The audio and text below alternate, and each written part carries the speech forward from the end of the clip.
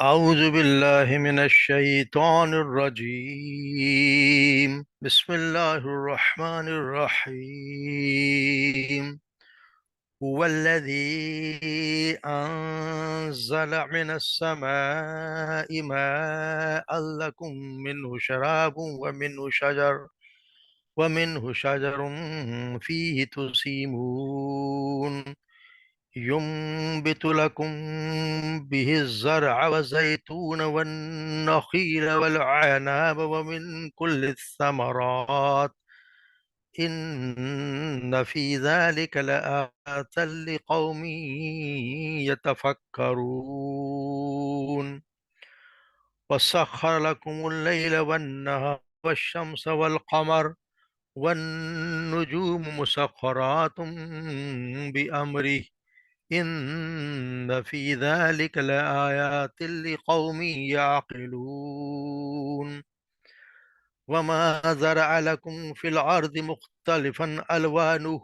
إن في ذلك لآيات لقوم يذكرون.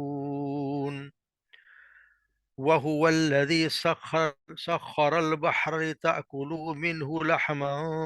طريئا وتستخرجوا منها حلية تلبسونها وترى الفلك مواخر فيه ولتبتغوا من فضله ولعلكم تشكرون. وألقى في الأرض رواسي أن تميد بكم وأنهارا وسبلا لعلكم تهتدون وعلامات وبالنجم هم يهتدون. أفمن يخلق كمن لا يخلق أفلا تذكرون. وإن تعدوا نعمة الله لا تحصوها إن الله لغفور رحيم. صدق الله العظيم.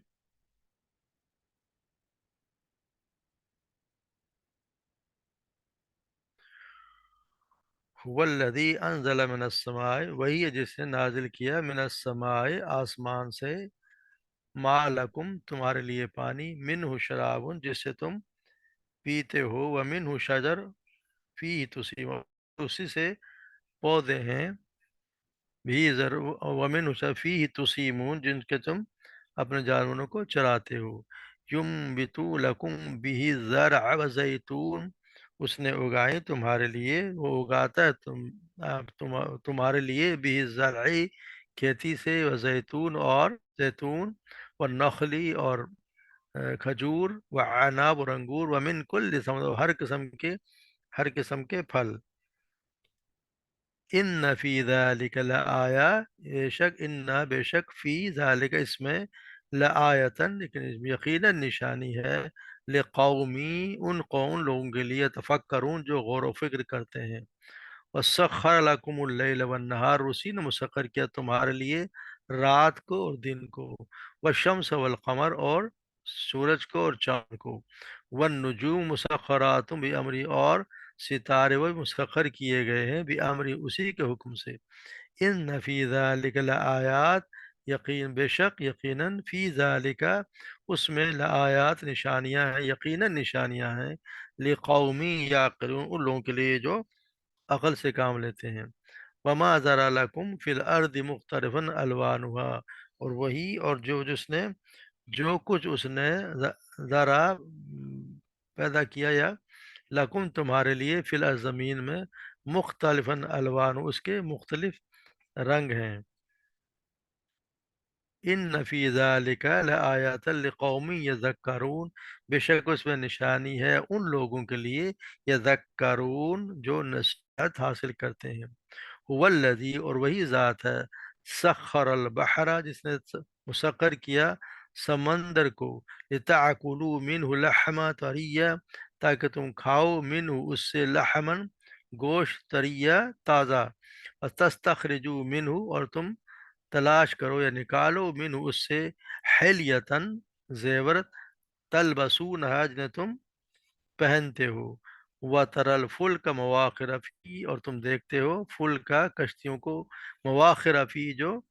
سینا چیر کر چلتی ہیں، اس کا چلتی ہیں اس میں، فی تو اس میں، لے تب تاغو تاکہ تم تلاش کرو، من فضل ہی اس کے فضل سے، وَلَعَلَّكُمْ تشکرون اور تاکہ تم اس شکر ادا کرو، وہ القا فی الارض رواسیہ اور گاڑ دیے ہیں فی الارض زمین میں، رواسیہ پہاڑ، ان تمید بکم کہ وہ تم کو یہ نہ ہو کہ تم کو ہلا دیں، وہ انہارن و سبلا اور نہریں، و سبلن اور راستے، لعلکم تہتدون تاکہ تم ہدایت پاؤ، وہ علامات اور بہت سے نشانیاں، اور نشانیاں بھی، اب نجم ہم بھی یہتدون اور ستارے بھی، نجم ستاروں سے، ہم بھی یہتدون وہ یہتدون راستہ پاتے ہیں، یعنی راستہ معلوم کرتا ہے، افمن یخلقو بس کیا جو یخلقو جو پیدا کرتا ہے، کمن لا یخلق اس کی طرح ہو سکتا ہے، لا یخلق جس نے کچھ پیدا نہیں کیا، افلا تذکرون تم کیوں نہیں غور کرتے یا نصیحت حاصل کرتے، وَإِن تَعُدُّوا نِعْمَةً اور اگر تم گنتی کرو نعمت اللہ اللہ کی نعمتوں کی، لا تحصوها تم اس کا شمار نہیں کر پاؤ گے، ان اللہ لغفور الرحیم بے شک اللہ تبارک و تعالیٰ لغفور، یقیناً وہ بخشنے والا، رحیم اور رحم کرنے والا ہے۔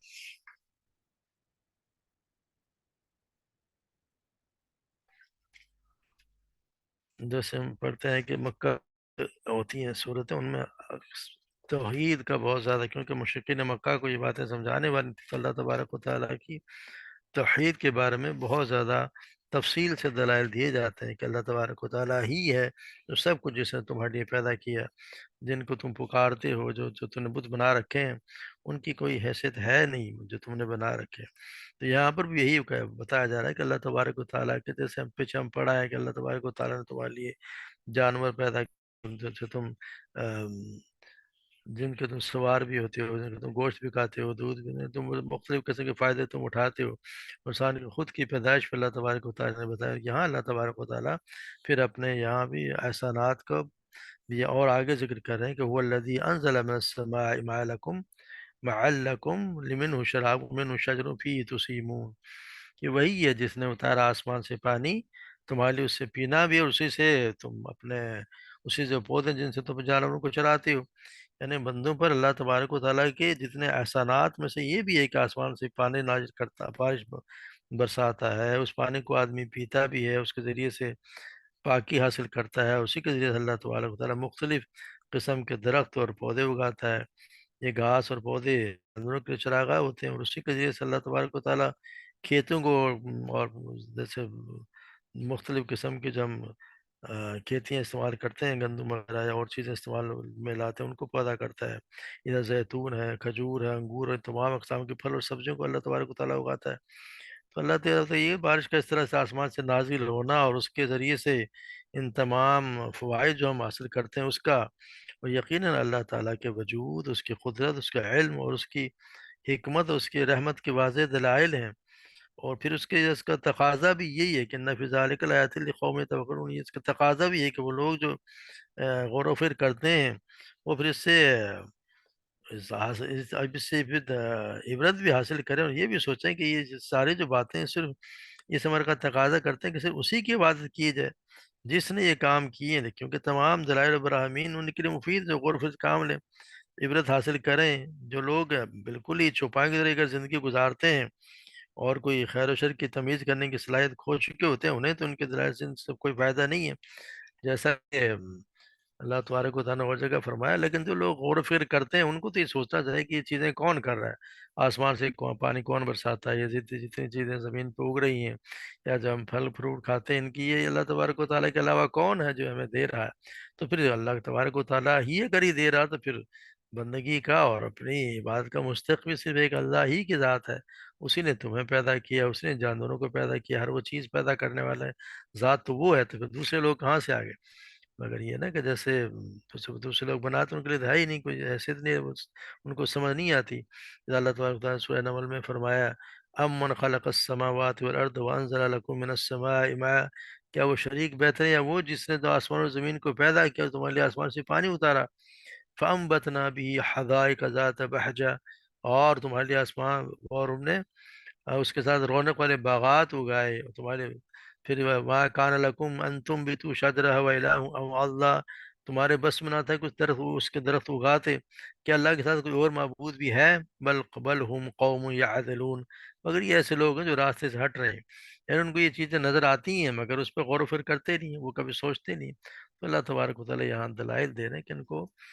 کیوں نہیں سمجھ آتی۔ پھر یہ بتایا جا رہا ہے اور وہی اللہ ہے سخر لکم اللیل والنہار، وہی ہے جس نے مسخر کیے تمہارے لیے رات اور دن کو،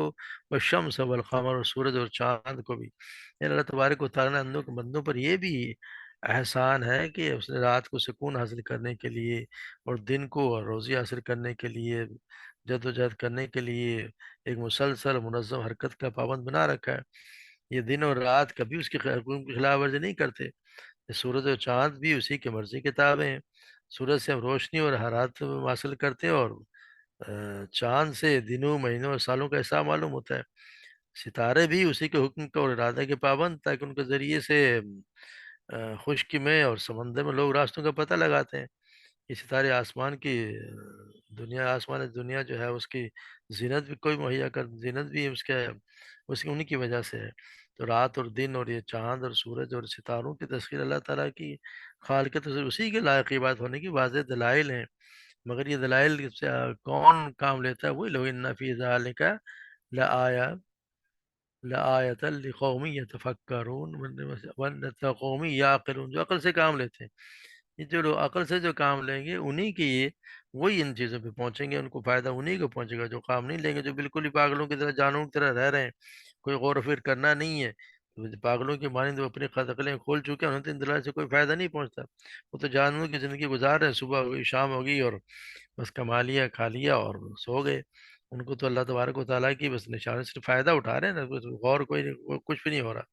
تو پھر اللہ تعالیٰ نے وہاں ہزار لکم فی الارض مختلف الوان ہے،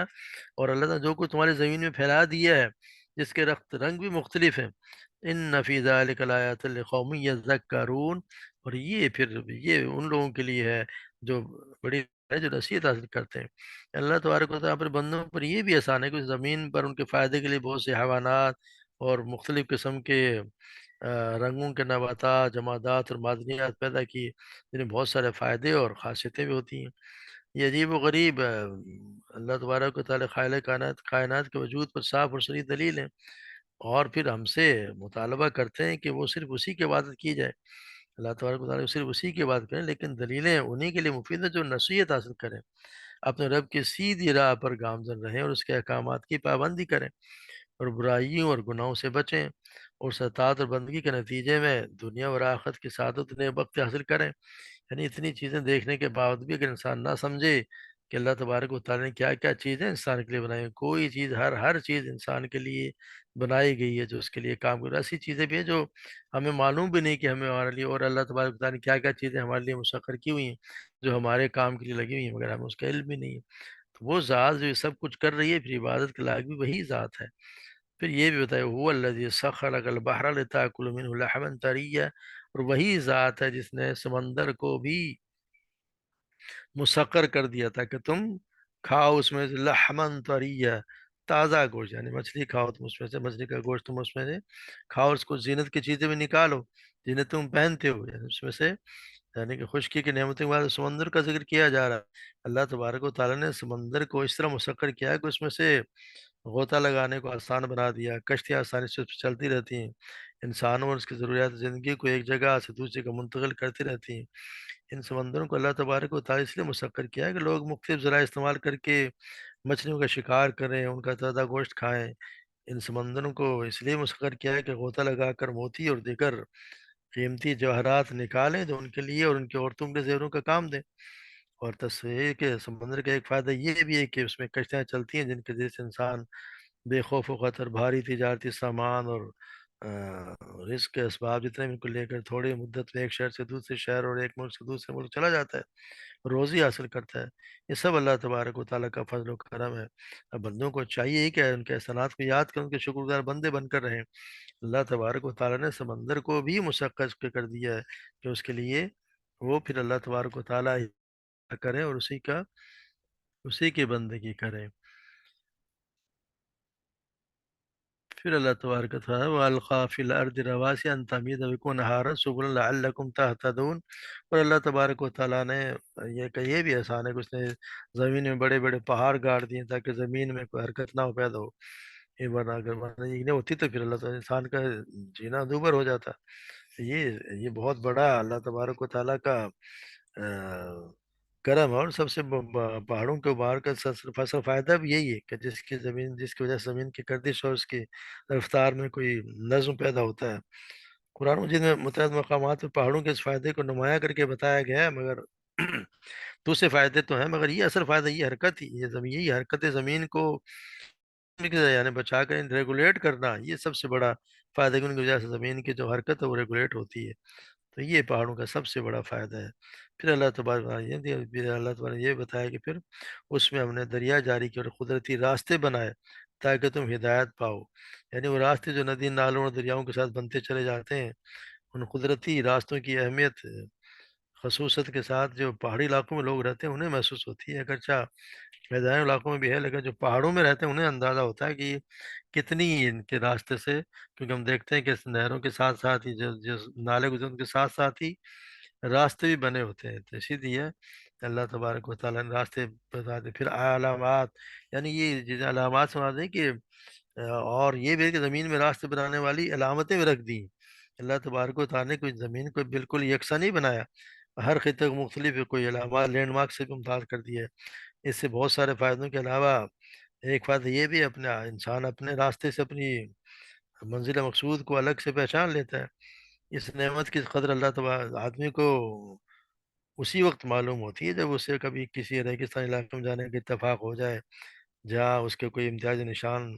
کوئی تقریباً ہوتے ہی کوئی نہیں، تو آدمی ہر وقت بھٹک جانے کا خطرہ محسوس کرتا ہے۔ اسی طرح سمندر کے سفروں میں آدمی کا عظیم الشان نعمت کا احساس ہوتا ہے کیونکہ وہاں کو نشانات تو رات بالکل ہی محفوظ ہوتے ہیں، اور لیکن صحراؤں اور سمندروں میں بھی اللہ تبارک و تعالیٰ انسان کی رہنمائی کے ایک ایسا فطری انتظام کر رکھا، اور وہ ہے کہ ستارے جنہیں دیکھ دیکھ کر انسان قدیم ترین زمانے سے آج تک اپنا راستہ معلوم کر رہا ہوتا ہے۔ یہ اللہ تبارک و تعالیٰ یہ وہاں پہ بھی ایک راستہ یہ بھی ہے، اور اس کے ساتھ ساتھ ستاروں کو بھی راستہ بتانے کا ایک ذریعہ بنا دیا۔ پھر بتایا جائے فمن یخلق کمن لا یخلق، کیا وہ برابر ہوتا جس نے پیدا کیے یا وہ جنہوں نے کوئی کچھ وہ چیز پیدا نہیں کی، یہ برابر ہو سکتے؟ فلا تذکرون، تم نصیحت حاصل کیوں نہیں کرتے؟ تو حضرت ہے کہ مشرقین عرب کے بھی نے بھی جو مختلف ناموں سے جو بت بنا رکھے تھے ان کے بارے میں ان کا عقیدہ یہی تھا کہ وہ اللہ کے یہاں ان کی سفارش کریں گے۔ جیسے سورہ یونس کی آیت میں ہم پڑھا ہے کہ ان کے عقیدے کا ذکر الفاظ میں جیسے کیا گیا ہے، وَيَقُولُونَ هَؤُلَاءِ شُفَعَاؤُنَا عِندَ اللَّهِ، وہ کہتے تھے کہ یہاں اللہ کے ہمارے سفارشی ہیں۔ اللہ کے بارے میں ان کا بھی ماننا تھا کہ وہ کائنات ان کے ہر موجود ہر چیز کا خالق اللہ ہی ہے، وہ یہ بھی تسلیم کہ ان میں کے معبودوں کا ان کی تخلیق میں کوئی حصہ نہیں ہے، اور نہ ہی وہ کوئی چیز تخلیق کر سکتے ہیں۔ قرآن میں اس بات عقیدہ کے بار بار ذکر ہے، جیسے سورہ لقمان میں فرمایا گیا ہے وَلَئِن سَأَلْتَهُم مَّنْ خَلَقَ السَّمَاوَاتِ وَالْأَرْضَ لَيَقُولُنَّ اللَّهُ، اگر آپ ان سے پوچھیں گے اگر کس نے پیدا کیا آسمان زمین کو، تو لازمی یہی کہیں گے اللہ نے۔ ان لوگوں کے اسی بنیاد کے اوپر یہاں یہ سوال پوچھا گیا ہے کہ تمہاری یہ جو ساختہ معبود ہیں جو کچھ بھی تخلیق کرنے کی قدرت نہیں رکھتے، کیا اس اللہ کے مانند ہو سکتے ہیں جو کائنات اس کی موجود ہر چیز کا خالق ہے؟ اگر تم یہ تسلیم کرتے ہو کہ اس کا سوال جواب نفی میں ہے، تو پھر بھی یہ تم لوگ نصیحت نہیں پکڑتے۔ یعنی یہ کس طرح ممکن ہے کہ یہ دو چیزیں دو ہستیاں برابر ہو سکتی ہیں، جو ایک نے سب کچھ پیدا کیا اور ایک وہ ہے جس نے کچھ بھی پیدا نہیں کیا؟ تو یہاں بس اگر دیکھا جائے تو یہاں پر اللہ تبارک و تعالیٰ نے جو آفاقی اور خود کی ذات میں جو بہت سی نشانیاں ہیں ان کے بیان کیے، ان کے ذرنشین کرنا مقصود ہے کہ انسان اپنے وجود سے لے کر زمین اور آسمان کے گوشے گوشے سے جدھر بھی نظر دوڑائے گا، ہر چیز رسول کے بیان کی تصدیق کر رہی ہوگی، اور کہیں سے بھی شرک کی یا ساتھ ساتھ دہریت کی بھی کوئی بھی تائید کوئی شہادت فراہم نہیں ہوتی۔ وہ ایک حقیر بوند سے بولتا چالتا حجت استاد کرتا انسان کو بنا کر کھڑا کرنا، اس کی ضرورت کے عین مطابق بہت سے جانور پیدا کرنا جن کے بال اور کھال خون گوشت اور جو دودھ بھی ہے، اور اس کے اوپر سوار بھی ہوتے ہیں، ہر چیز میں انسانی فطرت کے بہت سے مطالبات، حتیٰ کہ اس کے ذوق و جمال کی مانگتے کا بھی جواب موجود ہے۔ یہ آسمان سے بارش کا انتظام کرنا، زمین میں طرح طرح کے پھلوں اور غلوں اور چاروں کی رودگی کا انتظام، جس کے بے شمار شعبے آپس میں ایک دوسرے کے ساتھ جوڑ کھاتے چلے جاتے ہیں، یہ سب کچھ، اور پھر رات اور دن کی باقاعدہ آمد، اور یہ چاند اور سورج اور چاندوں کی چاند اور تاروں کی انتہائی منظم حرکات، جن کا زمین کے پیدا اور انسان کے مسئلے سے انتہائی گہرا تعلق ہے۔ یہ سب کچھ جو اللہ تبارک و تعالیٰ ہی ہے، جس کے پھر ایک سمندر جیسے ہولناک چیز کا سینہ چیرتا ہے، اس میں اپنے جہاز چلاتا ہے، ایک ملک سے دوسرے ملک سے سفر و تجارت کرتا پھرتا ہے۔ تو یہ ساری، یہ جتنی بھی نشانیاں ہیں، یہ ساری چیزیں صاف شہادت دے رہی ہیں کہ ایک ہی بستی نے، ایک ہی ہستی ہے جس نے یہ منصوبہ بنایا، اور اسی نے اپنے منصوبے کے ساتھ سب کو ڈیزائن کیا ہے، اور اسی نے ڈیزائن پر ان کو پیدا کیا ہے۔ یہی ہے، یہ دنیا کی نت نئی چیزیں بنا بنا کے اس کو لا رہا ہے کہ مجموعی اسکیم اور نظم میں ذرا فرق نہیں آتا۔ تو یہ کس طرح ہو سکتا ہے کہ یہ بیوقوف آدمی، اس کے سوا بیوقوف آدمی ہی یہ سوچ سکتا ہے کہ سب کچھ ایک اتفاقی حادثہ ہے، یا یہ کہ اس کے مختلف خداؤں کی زیر انتظام ہے۔ کوئی بھی چیز ایسے ممکن ہی نہیں ہے، ہر چیز یہ گواہی دیتی ہے، اتنی جو اللہ تبارک و تعالیٰ نے چیزیں بنائی ہیں، اور ہر نشانی یہ گواہی دیتی ہے کہ ان سب کو پیدا کرنے والا ایک ہی ہے، ایک اللہ ہی کی ذات ہے جو سب اس نے پیدا کیا۔ اور پھر اللہ یہ بتا بنتا ہے وَإِن تَعُدُّوا نِعْمَةَ اللَّهِ لَا تُحْصُوهَا، اگر تم یہ چاہو کہ ان کو شمار کرو تو یہ کر ہی نہیں سکتے۔ یعنی اللہ تبارک و تعالیٰ کی جو نعمتیں ہیں ان کو کون شمار کر سکتا ہے؟ یعنی کہ زمین در سمندر میں اور زمین کی اتنی نعمتیں ذکر کرنے میں اللہ تبارک و تعالیٰ نے یہ فرما دیا کہ ان کی نعمتیں بے شمار ہیں، ان کے احسانات بھی انگنت ہیں۔ آدمی انہیں پوری زندگی میں گنتا رہے تو نہیں گن سکتا، اور جب انہیں گن ہی نہیں سکتا تو شکر کیسے ادا کر سکتا ہے؟ اس لیے اللہ تبارک و تعالیٰ سے ہر وقت اس کی اپنی نعمتوں کا جو بھی اللہ تبارک کو دی ہے ان کا شکر ادا کرتے رہنا چاہیے۔ ہم مکمل تو شکر ادا نہیں کر سکتے، مگر کم سے کم نا شکر میں تو نہ گنے جائے نا، کیونکہ شمار تو ہو نہیں سکتا، اتنی اللہ تبارک و تعالیٰ کی بے شمار نعمتیں ہیں۔ پھر آخر میں وہ یہ فرماتے ہیں ان اللہ لغفور رحیم، بے شک اللہ تبارک و تعالیٰ یقیناً غفور الرحیم ہے، اللہ تبارک و تعالیٰ درگزر کرنے والا ہے اور سب سے اور رحیم بھی ہے۔ ان کا مطلب یہ ہے کہ پہلے اور دوسرے فقرے کے درمیان اگر آپ دیکھیں تو یہ ایک اشارہ ہی کافی کہ اللہ کے بے پائے احسانات کا ذکر کرنے کے بعد مان باز غفور رحیم ہونے کا ذکر کر دیا جائے۔ اس سے معلوم ہو جاتا ہے جس انسان کا بال بال اللہ کے احسانات بندھا ہوا ہے، وہ اپنے محسن کی نعمتوں کا جواب کیسی کیسی کہنا چاہیے بے وفائیوں سے، غداریوں سے، یا اس کی نافرمانیوں سے دے رہا ہے، اور اس پر پھر بھی اس کا محسن کیسا رحیم اور حلیم ہے کہ ان ساری حرکتوں کے باوجود وہ سال سال سے ایک ایسے شخص کو جو اس کی مان بھی نہیں رہا، اور سالوں ایک ایسی باغی قوم کو اپنی نعمتوں سے نوازتا چلا جاتا ہے۔ یہ بھی دیکھنے میں آتا ہے کہ جو اعلانیہ اللہ تبارک و تعالیٰ کی ہستی کے منکر ہیں، اور پھر بھی وہ نعمتوں سے مالا مال ہوئے جا رہے ہیں، اور وہ بھی لوگ ایسے بھی ہوتے ہیں جو خالق کی ذات، صفات اور اختیارات اور حقوق سب میں غیر خالق ہستیوں کو اس کا شریک ٹھہرا رہے ہیں۔ یہ تو ہمارے یہاں صاف نظر آتا ہے کہ اللہ تبارک و تعالیٰ کی ذات میں بھی، صفات میں بھی، اختیارات میں بھی، وہ سب میں غیر اللہ کو وہ اللہ تبارک و تعالیٰ شریک ٹھہراتے ہیں۔ پھر بھی اللہ تبارک و تعالیٰ ان ناشکروں کو جو اللہ تبارک کی نعمتوں کا شکر ادا کرنے بجائے غیروں کی شکر ادا کرتے ہیں، پھر بھی اللہ تبارک و تعالیٰ انہیں کو ان کو نعمت دیے جا رہے ہیں، اس رات تو اللہ تبارک و تعالیٰ ہاتھ تو رکتا ہی نہیں۔ اور وہ بھی ہیں جو خالق اور انعام دینے والے کو، نعمت دینے والے کو من ماننے کے بعد اس کے مقابلے سرکشی کرتے ہیں، نافرمانی کو اپنا انہوں نے شیوا بنا لیا ہے، اور اس کی اطاعت سے بالکل آزاد ہیں۔ اس کے باوجود اللہ تبارک و تعالیٰ کے بے حد و صاحب احسانات کا سلسلہ پر جاری رہتا ہے۔ تو یہ اللہ تبارک و تعالیٰ کی یہ درگزر کا غفور رحیم اس کی جو صفت ہے، یہ اسی کا مظہر ہے کہ اللہ تبارک و تعالیٰ ان سب کو دیے جا رہا ہے، جو اس کو مانتا ہے اس کو بھی دیتا ہے، جو نہیں مانتا اس کو بلکہ زیادہ دے رہا ہے۔ دنیا میں تو جو اس کی نافرمانی کر رہے ہیں ان کو زیادہ دیے جاتے ہیں، یہ بھی ایک امتحان ہے۔ ان کو اللہ تبارک نے زینت بنا کے یہیں سب کو دے دیا ہے، تو آخرت ان کو کچھ بھی نہیں مل رہا۔ ان کا جو کچھ وہ اپنے جو اگر اچھا اعمال کر بھی رہے ہیں تو ان کو اللہ تبارک و تعالیٰ یہیں اسی دنیا میں دے کے ان کو وہاں کے لیے کوئی حصہ، آخرت ان کا کوئی حصہ نہیں۔ تو اللہ تبارک و تعالیٰ ہمیں ایسا بنائے جو اللہ تبارک و تعالیٰ کے اتنے احسانات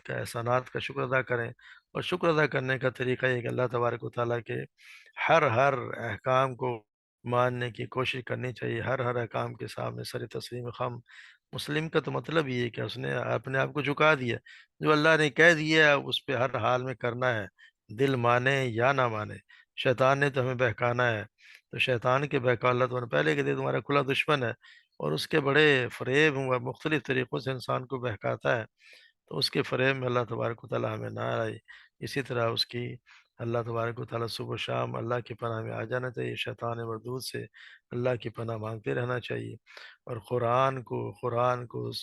پڑھنا، اس کو سمجھنا، اس پر عمل کرنے کے لیے بھی دعا کرنی چاہیے۔ اللہ تبارک و تعالیٰ ہم جو کچھ پڑھتے ہیں اللہ تبارک و تعالیٰ ہمیں اس پر عمل کرنے کے لیے ہمارے لیے آسان کر دے، کہ عمل کرنا آج کل کے زمانے میں بہت مشکل نظر آتا ہے، مگر اللہ تبارک و تعالیٰ جس کے لیے چاہیں اس کے لیے آسان کر دیتے ہیں، تو ہمیں اللہ تبارک و تعالیٰ سے دعا مانگتے رہنا چاہیے کہ اللہ تبارک و تعالیٰ ہمیں ایسا بنا دے کہ ہمارے لیے ہر چیز آسان ہو جائے، اس پر عمل کرنا، نیک عمل کرنا ہمارے لیے آسان ہو جائے۔ اللہ تبارک و تعالیٰ ہم سب کو اس پر عمل کرنے والا بنا دے، اور ہم سب کو ہمارے اعمال کو قبول فرمائے، اور ہمیں جنت الفردوس میں جگہ عطا فرمائے۔ وما علینا الا البلاغ۔